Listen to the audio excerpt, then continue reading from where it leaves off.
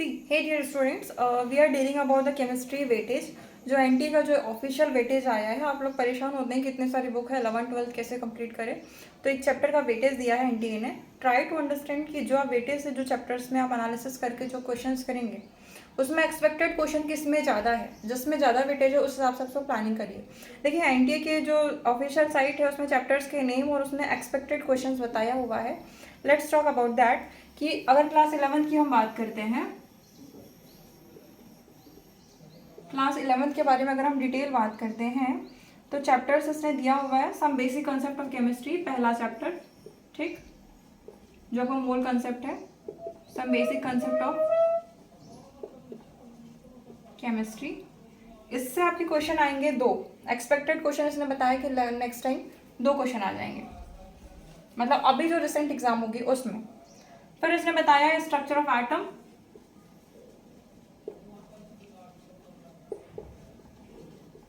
Structure of atom से इसने बताया अगेन 2 क्वेश्चन, ठीक। देखिए सब बेसिक कंसेप्ट ऑफ केमिस्ट्री में, मोल केमिस्ट्री में जा रहा है, लिमिटिंग रिएजेंट में जा रहा है और स्टाइकियोमेट्री कॉन्सेप्ट में। 3 जो मेन टॉपिक है वहीं से एक क्वेश्चन बनेगा। एक स्टाइकियोमेट्री से बन सकता है, मोल कॉन्सेप्ट से बन सकता है और आपका कुछ नॉमिनेमिंग वगैरह से बन सकता है। नेक्स्ट हम देखते हैं स्ट्रक्चर ऑफ एटम। जनरली कोई थ्योरी वगैरह से पूछ सकता है और एक हाथ क्वेश्चन न्यूमेरिकल पूछ सकता है। थर्ड देखिए क्लासिफिकेशन ऑफ पीरियोडिक टेबल, ठीक। पीरियोडिक टेबल से इजी चैप्टर है। पीरियोडिक टेबल के आपको नेम ही याद रहना चाहिए, कौन सा हाईएस्ट रिएक्टिविटी है, कौन सा लोएस्ट रिएक्टिविटी, इससे ध्यान दीजिए। यहाँ से भी क्वेश्चन बता रहा है एक, ठीक, यहाँ से कोई एक क्वेश्चन बनेगा, ज़्यादा बड़ा चैप्टर भी नहीं है, question will be easy. Next है केमिकल बॉन्डिंग। केमिकल बॉन्डिंग में देखिए, केमिकल बॉन्डिंग बड़ा चैप्टर है, बहुत सारी चीज़ें like hybridisation, molecular orbital theory, ठीक है, नेमी वगैरह इसमें भी है। तो यहाँ से आपके 4 क्वेश्चन एग्जैक्टली, क्वेश्चन बड़ा है, चैप्टर भी बहुत बड़ा है तो 4 क्वेश्चन बनना जायज़ है। फिर देखते हैं थर्मोडायनामिक्स। थर्मोडायनामिक्स से अकेला ये ले रहा है। थर्मोडायनामिक्स थोड़ा सा कॉम्प्लिकेटेड चैप्टर है, इसमें से आ रहे हैं 2 क्वेश्चन, ठीक। फिर आपका है आपका इक्विलिब्रियम।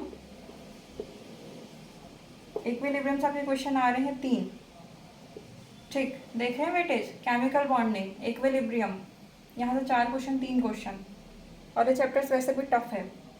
रेडॉक्स रिएक्शन, रेडॉक्स ज़्यादा कुछ कॉम्प्लिकेटेड नहीं है, रेडॉक्स इजी है। रेडॉक्स से एक ही क्वेश्चन आ रहा है, ठीक।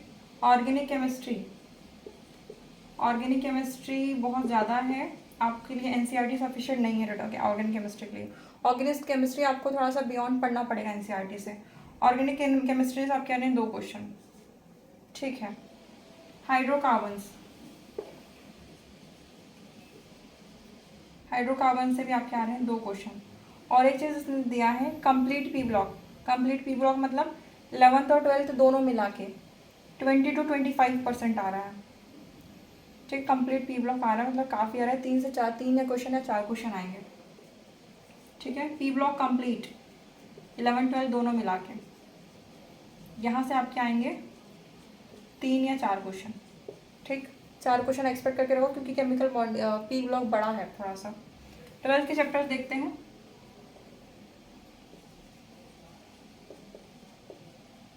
ट्वेल्थ के बारे में थोड़ा सा देखते हैं। सॉल्यूशन से आ रहे हैं 2 चैप्टर, 2 क्वेश्चन, ठीक। सॉल्यूशन से आपके आ रहे हैं 2 क्वेश्चन। इलेक्ट्रोकेमिस्ट्री, इलेक्ट्रोकेमिस्ट्री से आपके आ रहे हैं 3 क्वेश्चन। 12th से देखिए थोड़ा ज़्यादा वेटेज दिख रहा है।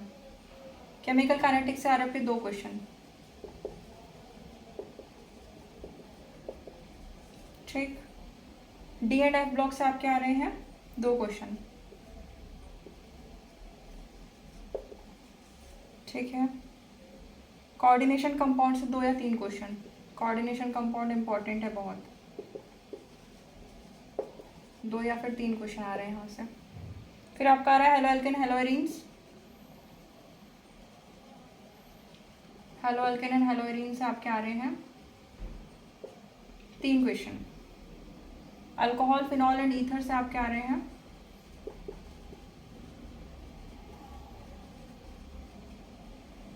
3 क्वेश्चन। अल्डिहाइड कीटोन से आपके आ रहे हैं अगेन 3 क्वेश्चन। अमाइंस, अमाइंस बिल्कुल इजी चैप्टर है, रट लेना। 2 क्वेश्चन। बायोमॉलिक्यूल्स पूरा थ्योरी चैप्टर है,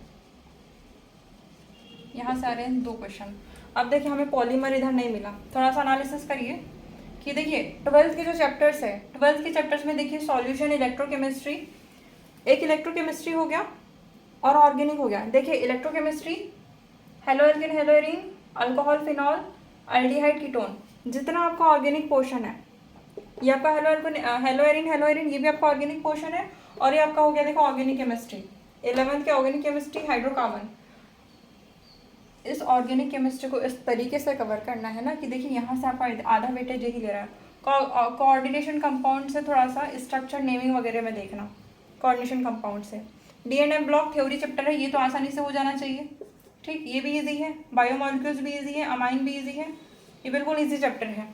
सॉल्यूशन थोड़ा सा कॉम्प्लिकेटेड जाएगा आपको, केमिकल काइनेटिक्स भी कॉम्प्लिकेटेड है। बाकी देखिए डीएनए ब्लॉक, बायोमॉलिक्यूल्स, अमाइन और पी ब्लॉक, देखिए पी ब्लॉक से 3 से 4 क्वेश्चन आ रहे हैं आपके, ठीक। पी ब्लॉक इजी है, रेडॉक्स भी इजी है, केमिकल बॉन्डिंग भी इजी है, पीरियोडिक टेबल भी इजी है। स्ट्रक्चर ऑफ एटम में भी मैक्सिमम चीज़ें डिस्कवरी वाली है। लास्ट में 1-2 चीज़ें हैं जो थोड़ी सी आपकी उसमें है, उसमें भी डायरेक्ट फॉर्मूला अगर आप लगाते हैं तो वो आ जाएगा, ठीक, फॉर्मूला बेस्ड अगर है।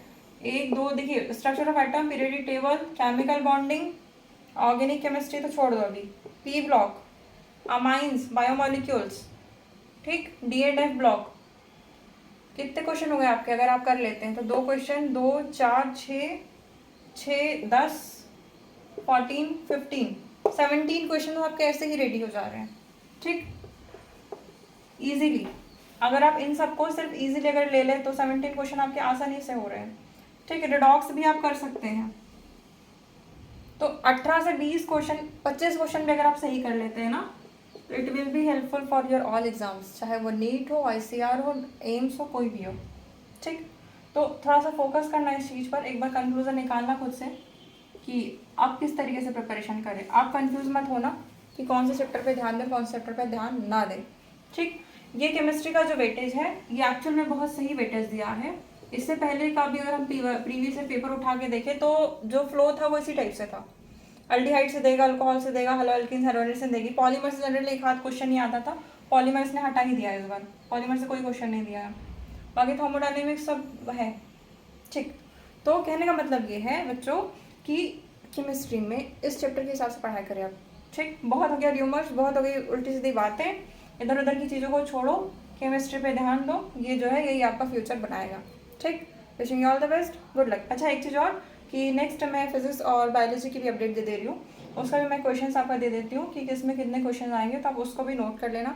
इसको एक डायरी में, एक कॉपी में नोट करके रखो या एक पेपर में लिखो, अपने सामने लगा दो कि हाँ इस चैप्टर से इतना वेटेज आ रहा है, और उससे आपसे फिर अपनी पढ़ाई या प्लानिंग स्टार्ट करें, ठीक। Wishing you all the best, good luck.